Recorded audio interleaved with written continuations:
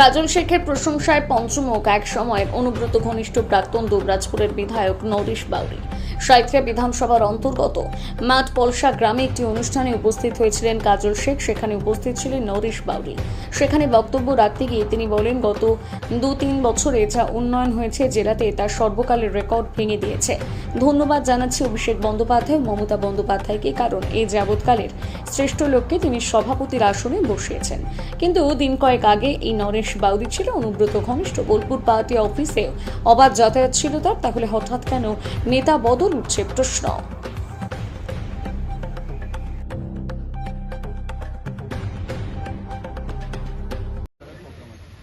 আজকে যে এই মঞ্চটা একটা শহীদ মঞ্চ। মোহাম্মদ ইসমাইল আমাদের মধ্যে নেই। উনি ভারতবর্ষকে আগলাতে গিয়ে, ভারত মাতাকে আগলাতে গিয়ে, আমাদেরকে আগলাতে গিয়ে, নিশ্চিন্তে আমাদেরকে ঘুমানোর ব্যবস্থা করতে গিয়ে নিজের জীবন বলিদান করে আজকে তিনি শহীদ হয়েছেন। সেই শহীদ ইসমাইলকে আমাদের তরফ থেকে, ব্যক্তিগত আমার তরফ থেকে কোটি কোটি সালাম এবং আন্তরিক শ্রদ্ধা, ভালোবাসা এবং ওনার পরিবারকে সমবেদনা জানাই। আজকে এই রক্তদান শিবিরে যে উপস্থিত মঞ্চে হয়েছেন এবং মঞ্চকে এবং অনুষ্ঠানকে আলোকিত করেছেন বীরভূম জেলা পরিষদের সভাধিপতি ফাইজুল হক, আমরা যাকে ব্রাদার কাজল বলি, প্রিয় কাজল ভাই, যে কর্মের মাধ্যমে, মানুষের সঙ্গে যোগাযোগের মাধ্যমে, মানুষের পাশে সুখ দুঃখের সাথী হয়ে আজকে এই জায়গায় এসে পৌঁছেছে। কোনো দাদা বন্ধু তাকে হাতে ধরে কাউকে সরিয়ে দিয়ে, চেয়ার সরিয়ে সেই চেয়ারে বসিয়ে দেয়নি। তার যোগ্যতা, একাগ্রতা, নিষ্ঠা, কর্তব্য, মানুষের প্রতি ভালোবাসা, মানুষের প্রতি প্রেম, মানুষের প্রতি সহযোগিতা এবং বিপদের পাশে, সুখের পাশে, সুখ দুঃখের সাথী হয়ে আজকে আমরা বীরভূম জেলার যে সভাধিপতি পেয়েছি ভাতৃপ্রতিম কাজলকে। তাই কাজল 19টা ব্লকও নয়, আমরা সংবাদপত্র এবং বিভিন্ন ইলেকট্রনিক্স মিডিয়াতে দেখতে পাই, শহরে এই সিউড়ি, যেটা আমরা আমাদের মঠপলসার মানুষরা, এখানকার মানুষরা ছুটে গেলে সিউড়ি সদর হসপিটালে যেতে হয়। রাস্তা, খাল বিল, রাস্তাগুলো খারাপ হয়েছিল। একটা পেশেন্টকে দেখতে গিয়ে কাজল, আমাদের জেলা পরিষদের সভাধিপতি, তৎক্ষণাৎ পিডব্লিউডিকে ডেকে, সিওমএইচকে ডেকে রাস্তা যাতে সুরা হয়, তা যে তাড়াতাড়ি যে সঠিক ব্যবস্থা, কথা কম কাজ বেশি, তার নাম কাজল। কথা কম কাজ বেশি, তার নাম কাজল। তাই তার উপস্থিতি আজকে এখানকার যে আলোকিত করেছে, তার উপস্থিতির জন্য আমরা খুশি।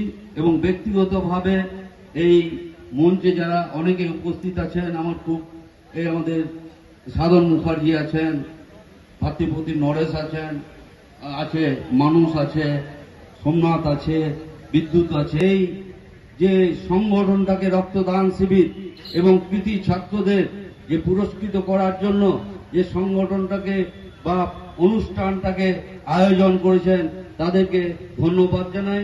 আপনারা ভাতৃপ্রতিম জেলা পরিষদের সভাধিপতি কাজলের মূল্যবান বক্তব্য শুনবেন।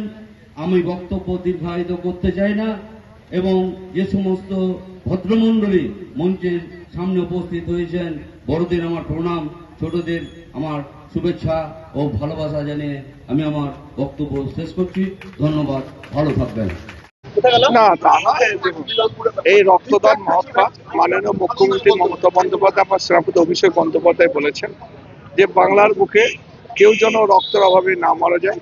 তারই শীর্ষ আমাদের জেলা পরিষদ সভাধিপতি কাজল দা, তিনিও প্রতিটি মুহূর্তে প্রত্যেকটি ব্লাড ডোনেশন ক্যাম্পে ছুটে যাচ্ছেন, যাতে বীরভূমবাসী রক্তের অভাবে যেন মৃত্যুর মুখে না ঢলে পড়ে। সেই জন্য আমরা ছুটে আসছি। দেখুন, এটা এই জায়গাটা হচ্ছে সমাজ সেবা, রক্তদান শিবির। এখানে রাজনীতি আলাদা জায়গা, এটা হচ্ছে সেবামূলক কাজ। কোথাও কি কোন চাষা হয়েছিলেন এতদিন? না, এটা কোনো ব্যাপার না। আমি নিজে একটু পা ভেঙে অসুস্থ একটু ছিলাম, এটা কোশ্চেন সমাজ সেবা। আমি এখানে কোনো কিছু বলবো না, এটা সমাজ সেবা। আজকে এই ধরনের। ভালো থাকবেন, আবার আপনাদের সঙ্গে দেখা হবে। আদর্শ মহাশয়ের পাশে একটি মন্ত্রী দেখা গেল। আমি তো এই মুহূর্তে আমাদের বীরভূম জেলার সভাধিপতি পরিষদের সভাধিপতি। আপনি বিগত দিনে দাঁড়িয়েছিলেন নির্দল, এবার কি আবার তৃণমূলে কামব্যাক করছেন? আমি একটা কথা বলবো, যে তৃণমূল তৈরির আগে মমতা বন্দ্যোপাধ্যায় যখন যুব কংগ্রেসের সভানেত্রী বাংলায় ছিলেন, তখন আমি বীরভূম জেলা ছাত্র পরিষদ অবিভক্ত কংগ্রেস ছাত্র পরিষদের সভাপতি ছিলাম। মমতা বন্দ্যোপাধ্যায় আমাদের গর্বের বিষয়, আমাদের বীরভূমের জন্মস্থান। যে সেন্টিমেন্ট এবং ওনার কর্ম এবং ওনার দিশা আমরা ওনার অনুসরণ করি। কিছু কারণ হোক, কিছু তার বিস্তারিত জানার প্রয়োজন নেই। আমরা কিন্তু ক্রাইসিস মুহূর্ত, যখন 30টা এমএলএ পশ্চিমবাংলা তৃণমূলের দিদি মমতাদি একমাত্র এমপি পার্লামেন্টে, তখন কিন্তু যে দলটা করে রেখেছিলাম যুব, তখন আমি 13 বছর তৃণমূল কংগ্রেসের বীরভূম জেলার সভাপতি ছিলাম। তখন 19টা ব্লক, 6টা শহর মোটামুটি চষে বেড়াতাম। 2008 সালে পঞ্চায়েত নির্বাচন, 2009 সালে পার্লামেন্ট ইলেকশন, আমাদের জনপ্রিয় এমপি, তিনি খুব কাজের মানুষ, বীরভূম জেলার শতাব্দী রায়, নির্বাচনটা আমরাই করেছিলাম। 11 সালেও নির্বাচন করেছিলাম। তারপর তো দলের সুসময় এসছে, কোথায় কি নির্দল না কি, আমরা অন্য দল করি না। প্রয়োজন হলে নিজেকে টেস্ট করতে হয় যে আমাকে মানুষ ভালোবাসে কিনা, কোনো সিম্বল ছাড়া। আমরা বহুদিন তো জনগণের সঙ্গে কাজ, ছাত্র জিএস ছিলাম, জেলার প্রেসিডেন্ট ছিলাম। তো আমাকে দেখতে হয় না মাঝে একটা ঘাই মেরে পুকুরে যে মাছ লেগেছে কিনা, সে নির্দল দেখলাম যে কটা মানুষ ভালোবাসে কারো বিরোধিতা করার জন্য। মমতা বন্দ্যোপাধ্যায়ের নেতৃত্বে বিশ্বাসী এবং শ্রদ্ধা ভক্তি আছে, এবং আমি যাকে নেতাজি বলি, বিবেকানন্দ আমাদের স্বামীজি বলতেন, নেতা জন্মগ্রহণ করে, নেতা তৈরি হয় না। তাই আমাদের যে যুবরাজ বলি আমরা, অভিষেক বন্দ্যোপাধ্যায়কে আমি নেতাজি বলি। যেমন মুলায়ম সিং যাদবকে উত্তরপ্রদেশের মানুষ নেতাজি বলে, আমরা সারা পশ্চিমবাংলায় আজকে থেকেই আমি শুরু করলাম আবার নেতাজি নামে। এক কথায় নেতাজিকে অভিষেক বন্দ্যোপাধ্যায়। আপনার কথা অনুযায়ী বলছি যে তাহলে কি এই মুহূর্তে দলের কোথাও চাপের পরিস্থিতি, যে আপনি বললেন যে ঘুরে আসছেন, কি স্যার বললেন যে যখন চাপের মুহূর্ত তৈরি হয় দলে, তখন না না না, এই কথা তো আমি বলিনি। আমি সুসময় বললাম তো, ওরা এখন খুব সুসময়। ভারতীয় জনতা পার্টি ফ্যাক্টর নেই, পার্লামেন্ট ইলেকশনে দেখলেন না 18 থেকে 12 হয়ে গেল। ওরা তো অমিত শাহ তো বলছিল যে 200 পারেগা, এবার বলছিল 35 পারেগা। বড় বড় লম্বা চওড়া লেকচার মারে আবার পড়ে যায়। এই বাংলার মাটি খুব শক্ত মাটি। বাংলার মাটিকে নড়াতে মমতা বন্দ্যোপাধ্যায়ের নেতৃত্বে আমাদের বহু সংগ্রাম। 27টা কেস ছিল, আমি একজন উকিল, কালো কোট পরে খুলে খুলে কেসটাকে আমাকে দাঁড়াতে হয়েছে।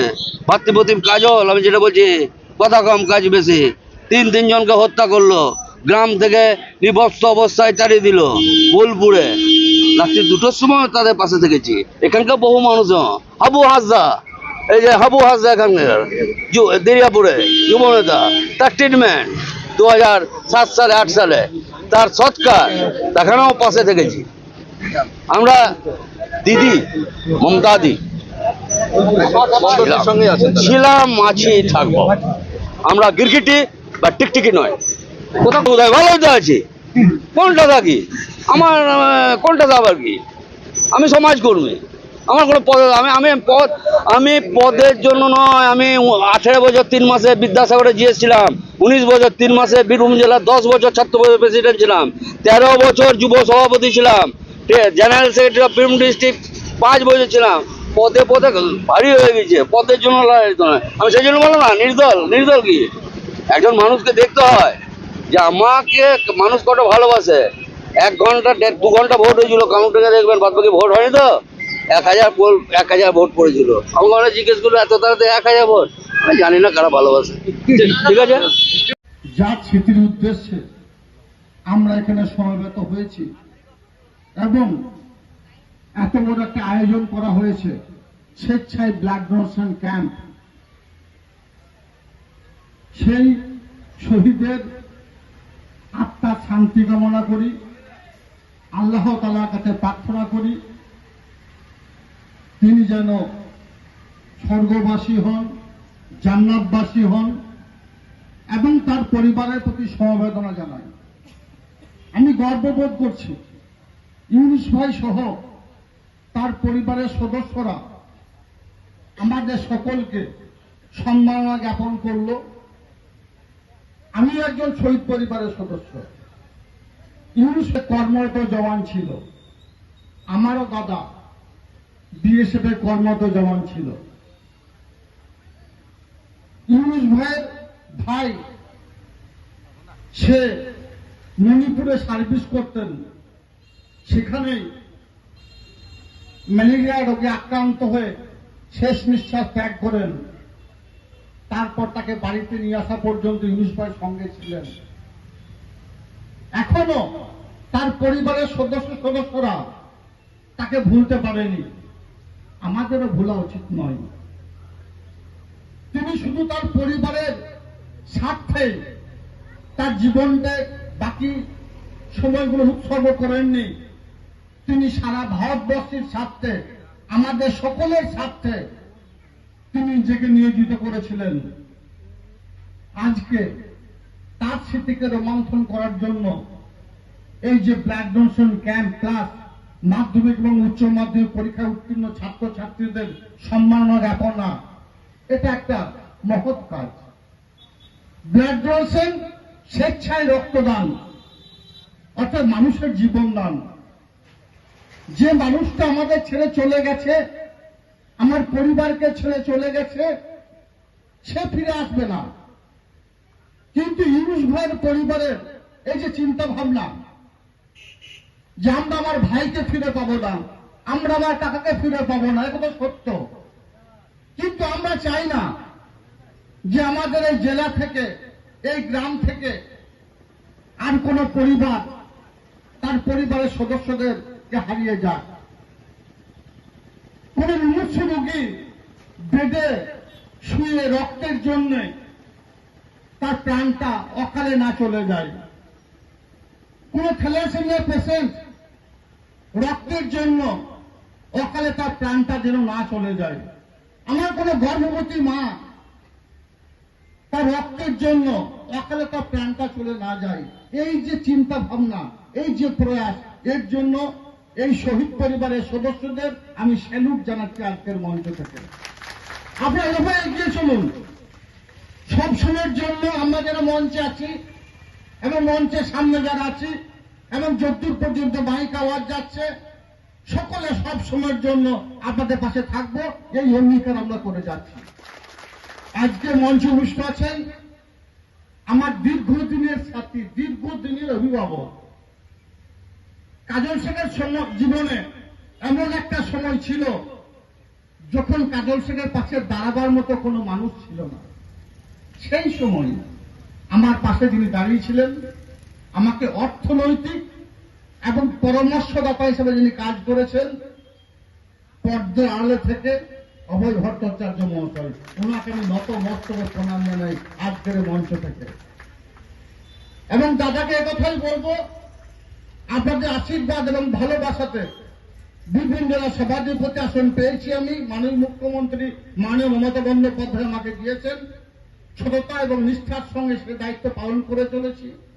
আজকে এখানে এসে আপনি এবং আপনারা শহীদ পরিবারের সদস্যদের পাশে দাঁড়িয়েছেন এবং তাদের যে মহৎ উদ্দেশ্য, তাদের মহৎ উদ্দেশ্যকে সফল করার জন্য, তাদেরকে উৎসাহ দানের জন্য এসেছেন। এভাবেই মানুষের পাশে থাকবেন।